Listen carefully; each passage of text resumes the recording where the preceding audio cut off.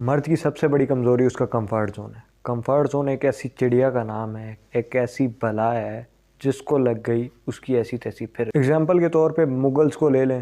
مغلز نے برصغیر پہ حکومت کی، لیکن اس کے بعد کیا ہوا؟ اپنے کمفرٹ زون میں آئے، جام سے جام ٹکرائے اور فل کنیزیں نچائی۔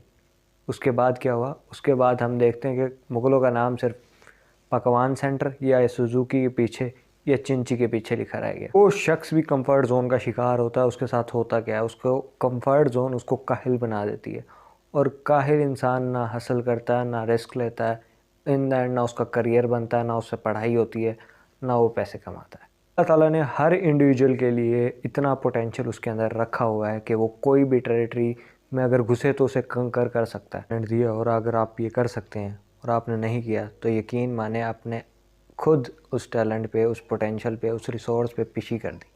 کمفرٹ زون کا